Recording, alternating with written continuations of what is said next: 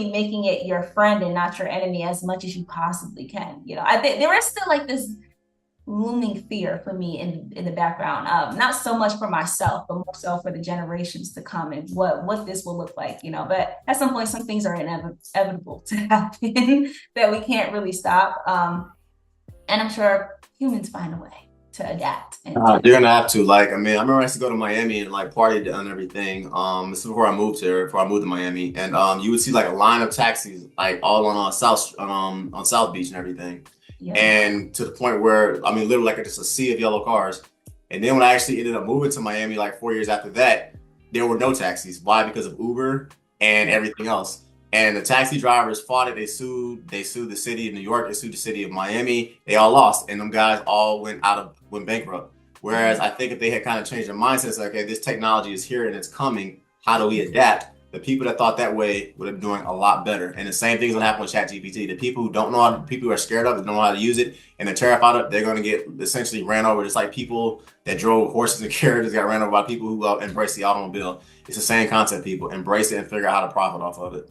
Agree. That's the biggest thing. It's just that adaptability because every big business that has ever went out of business was because of technology. The only thing is that technology is advancing so much faster than we've ever seen it before. So you have to be quickly able to adapt. I mean, this is even something that happens on social media. The algorithm changes for certain platforms every day, but you still have to learn how to adapt. And I think having that flexible mindset in the beginning, because I've seen businesses and business owners that get so stuck in their ways, they refuse to adapt. I think out of pride and feeling as though they know more than even like younger generation. Where again, just having that flexible mindset of continuously learning and being able to move and to go with the punches. So wherever this goes, because it's something that I've thought about as well when it comes into like, let's say content creation, with so many changes and even people's taste changing, how to keep up with that in your sector. But you just have to adapt. You have to be flexible and to implement those things that are coming in. So that's a really good point that you made there. I think So that Uber wanted to buy taxis, didn't they? Or say one that of again. something. Yeah, there's something along those lines. At the end of the day, they seriously won. I mean, it's kind of yeah. Taxis are the horse and carriage, and and Uber they became, for lack of a better, the modern day automobile. They completely just destroy that industry, and it is what it is. You got to learn ride with it. You can get ride with it, or you can get rolled over. It's as simple as that. So true. So true. Good point. Yeah. Gotcha. Yeah, we can honestly wrap all night. So let me ask a few more questions. I want to be respectful of your time, but this has been amazing. I always tell people it's always dope doing collabs with fellow content creators because it's a certain language that we speak that it's just easy to communicate and do this. And me and you could probably talk all night. So keep it moving. Readers are leaders, Diamond. What are 3 books you would advise all of our listeners to read? Mm, uh, I'm gonna tell you the ones I've read this year. So what is the one? 12 week year. That one, so it talks about condensing what you want to get done within 12 weeks and how to obtain goals by actually measuring them. And I think this is so important because it talks about how people basically we get a lot more productive towards the end of the year because it's about meeting that deadline. But if you're constantly putting this deadline for yourself, that's a much shorter time, then you can achieve a lot more. And then Atomic Habits is an amazing one. I need to read that book again. And then there's always like I don't want to give the cliche like the Think and Grow Rich. I'm trying to think of a better one. There's one that I've just read called Profit First. Or actually, there's one for content creators. I really love the Steal Like an Artist. I really love that book because it teaches you how to find inspiration in anything and to then make it your own to be successful in it. And I think that you have to do that in business a lot. So those are going to be my 3 favorite ones when it comes to like finances. Dope, dope. Once again, it's a two-way street. Ask the questions Yes. as well. So how many? What would you say that your books that you read, your top 3 books? I'm going to say for this year. that you've read? I would say the Dichotomy of Leadership by Jocko Willink. He's a U.S. Navy SEAL. I would advise anybody who wants to get more mentally strong to kind of understand how you can command men in combat. It works exactly the way in corporate America. The same skills that guys use in the battlefield to get their soldiers to fight for them. That's the same stuff I do every day in corporate America. It's literally night and day, whether it's a man or a woman. A caliber driven people, the same kind of things work for you, whether you're in corporate or whether you're on a battlefield. So that's one book. I would say Money Master the Game by Tony Robbins. Phenomenal book. If you want to learn about index funds, bonds, annuities, trusts, that kind of stuff, Tony Robbins breaks it down in a amazing way. And I would say the last one, we were both African Americans. I would say read the book Black Faces in White Places, because it teaches you essentially how to be the only but dominate in those spaces. As a guy who's in finance and is a mechanical engineer who spent some time in construction, I was always the only. I mean, always the only. And it gets you some interesting places, both socially and every other way, professionally. But at the end of the day, there's a skill to it that I think all minorities need to learn.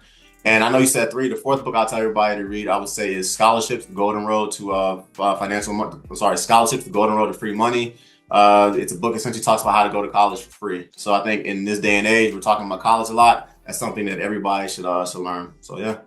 I love that. I love that. I'm gonna just ask just really quick on the topic of going back to, like you said, I think you said Black Faces in White Places. Is that the book? That's the one I have not heard of. I think that it's really interesting.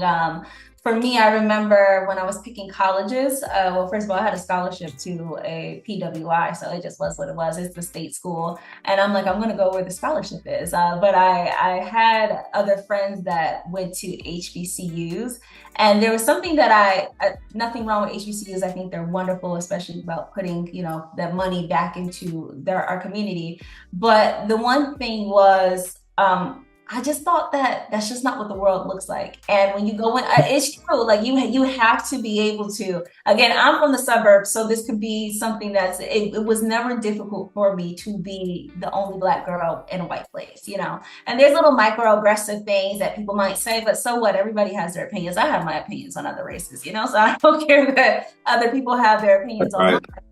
And you have to learn how to make conversations with people of different backgrounds, different ethnicities, and without having to feel like you're always on guard. I do think that there's certain things that we put in our head that make us feel like I'm rejected before I even ever get rejected. And I just felt like the HBCUs didn't represent what the real world, or not what America looks like, and that you have to learn how to maneuver in those spaces. And there's not many workplaces where it's just African American. But I just want to know your opinion on that, because that was always my mindset. Like, you have to know how to. Well, you're talking to the perfect guy. So I went to an HBCU in undergrad. That's where I got my engineering degree, and I went to a PWI in grad school. So that's where I got my MBA. So undergrad engineering, grad school MBA. Sorry about that. So I would just say it this way. People always ask me, they always say the thing is not the real world. Well, I look at it like this. I knew when I was getting my mechanical engineering degree, I was always going to be the only Black guy at pretty much 90% of the firms that I worked at. So for 4 years of my life, I wanted to know what it felt like to be surrounded by Black greatness. So I went to college with brothers that got full rides to MIT and turned it down because they wanted to study electrical engineering at North Carolina A&T State University. And now these dudes are pulling in over $10 million a year because they own their own electrical engineering firm in Texas. So for 4 years of my life, I got surrounded by that. I mean, I'll be completely honest. There are a lot of very attractive Black women at HBCUs. I did not meet my wife at a HBCU. But for all my ladies that are listening, it's a great place to meet your husband. For all the dudes that are listening, it's a great place to meet attractive, beautiful Black women.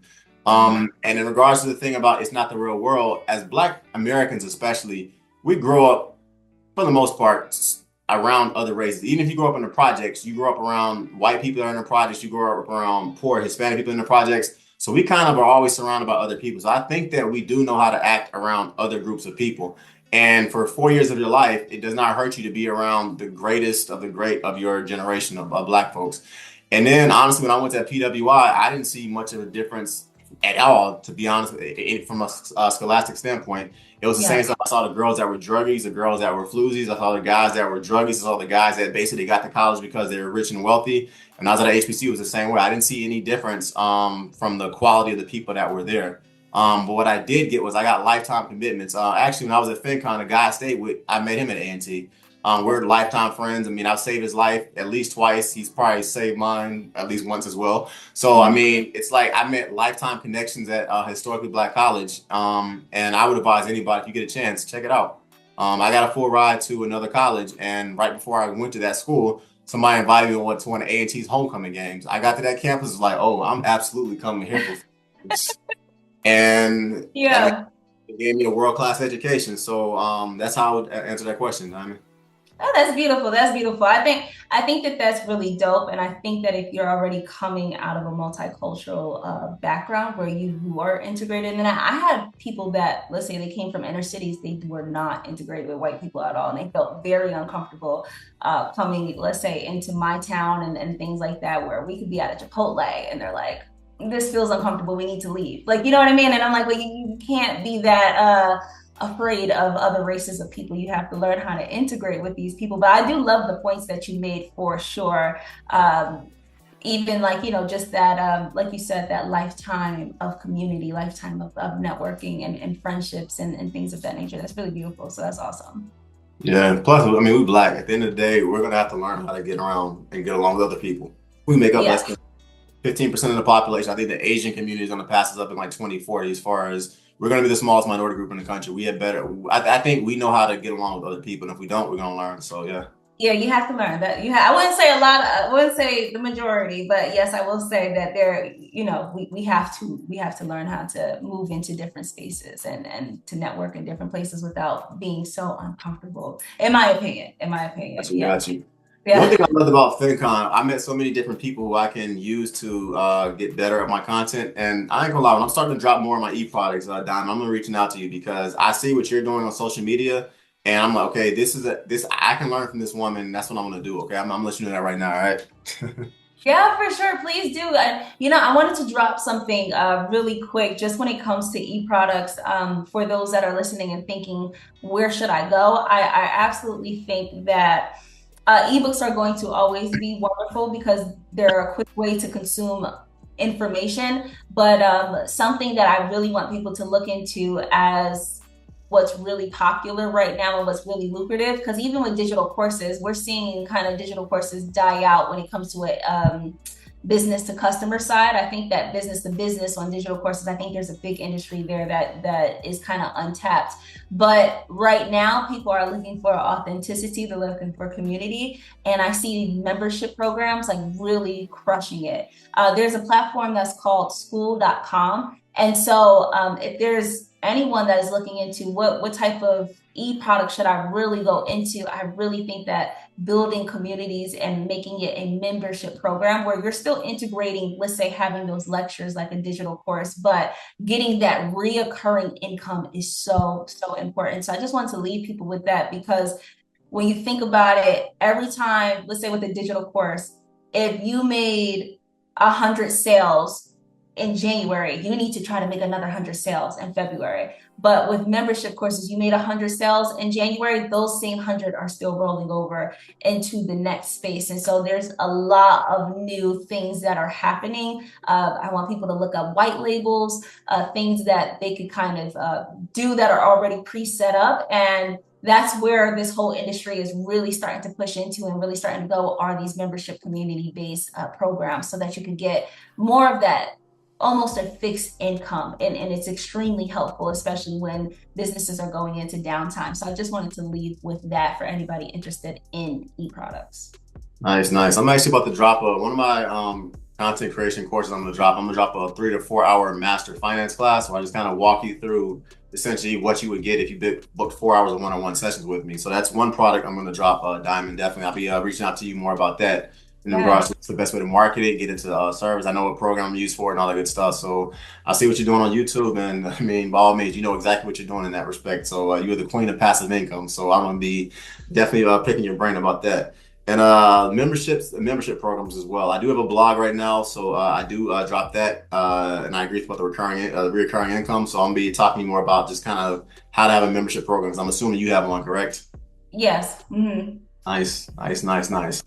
All right, we're getting, like I said, me and you could probably rap literally all night. I do want to ask you one last question because I want to be respectful of your time. I'm sorry about that. You're a daughter, an entrepreneur, a content creator, and a great example to Black girls everywhere. When God calls you home and your legacy on earth is past, what do you want your legacy to be? Hmm. I want to I want to have ignited purpose in other people. That's my main thing. I want to have ignited purpose. I want to have um, really spread the name of God throughout everything that I did, to give him glory through everything that I did, because at the end of the day, I feel like that is the most important thing. So I want to have brought people closer to him by finding their purpose and finding the thing that he placed in them to give him glory again. And that's what I would like. So I love it. I love it. This has been a phenomenal podcast, Diamond. Thank you. Thank Thank you. you so much. Yeah, it's been a phenomenal podcast. I mean, yeah, before we go, is there any questions you want to ask me and everything? I want to ask you, okay, what is, let's say, two pieces of advice that you could give your listeners right now, like the most important pieces of advice that you have? One, develop a belief in a higher power. Me and you are both Christians, and what's really interesting is that with Financipation, the most successful people I've met have all had a belief in a higher power. Yes. And I think I kind of knew that, but I can't tell how many decamillionaires, centimillionaires, and 1 billionaire I've interviewed. And the ones, they all had a belief in a higher power, whether it was Allah, whether it was Jehovah, whether it was Jesus, whether it was Yahweh, whether one was, or it was even Krishna, but they had a belief in a higher power. So develop a belief in a higher power. And I would say the second thing I would tell them is kind of there's 2 points. Well, 3 points actually. Find something you're passionate about and work extremely hard at it. I went the white collar route, and went the engineering route because God blessed me with a mind full of numbers. That's the route that I went, and I worked that thing as hard as I possibly could to the point where I started realizing, okay, now I need to start a business with this. And then I would say the last point I would say is find somebody you love and try to make it work with them. Mm, It's so easy to do stupid stuff. It's so easy to have your side pieces. It's so easy to do that crap. But I find that the people, particularly the men, I can't speak for women because I'm very clearly not that, but the men that find a woman and they try to make it work with them, those are always the guys that die the happiest. That's something else I know. My grandfather died surrounded in a house full of grandkids with my grandmother, and that's the way it's supposed to be. That's what I want. I don't want to die that guy in a casket. I got 4 different baby mamas and 3 different women showing up saying, you you owe me money." So that's what I would say. Yeah, find somebody to love and make it work. Find something that you believe in, and try to live up to the accordance of that. And I would say find something that you're passionate about and work like crazy and work very hard and very smart. That's the advice I give my listeners. So yeah, I want to say thank you, Diamond, for you coming on. Seriously, this was a dope podcast. I learned a lot, and I'm absolutely going to be bringing you back on the podcast. So thank you for that. Thank you for that. I appreciate it. I appreciate it. Thank you so much for having me. This was an amazing conversation. And like I said, yes, if at any time you have any panels or any more discussions, I mean, I love doing this. I love the way that you think, and I feel as though we connect on so many different topics. And so, very powerful stuff that you're doing. And I wish you more success and growth in your business and everything that you're doing to help the community. Absolutely. I'm not too proud to beg, so I absolutely reaching out to you about kind of how you got some of the e-products off the ground because I'm going to be dropping one pretty soon. I want to do one per year, perfect it, and drop one per year. So I'll be absolutely reaching out to you about what's the best way to get it to market and make a lot of money off of it and help as many people as possible. So yeah. Yep. Yeah, for sure, for sure. And just to let everybody know where they can find me, and also that is part of my special sauce is to do e-product developments and strategies. So if anybody wants to reach out to me, millennialmoneymaking.com, or you can find my YouTube channel, Diamond Chanel, and you can look in the description box. You'll see my email and every other way that you can reach out to me and get in contact with me. Dope, dope, dope. Sounds good. Sounds good. That All everybody. right, thank you, Chris. That everybody. It's your boy Chris. Once again, check out my website www.therealfinancipation.com. My Instagram is @thereal_financipation. You can check out my Spotify Financipation. My blog is called Financipation. My TikTok is Financipation as well. I'm not giving financial advice on this channel. Make your own decisions based on the thorough independent research that you do for yourself. And this has been a pleasure, Diamond. I really enjoyed this podcast, and I will be bringing you back. Okay. Thank you. God bless. Let's go. And by all means, if you have any podcasts you want me to say, Chris, I would like your energy on this podcast with some of your friends. By all means, please invite me on. I'll definitely get my perspective from a married guy, a husband, father, and just entrepreneur as well as a professional. Okay, so I appreciate it. Thank you. Thank you. Thank you. Certainly will. Peace. Take care. Peace. Peace. Bye.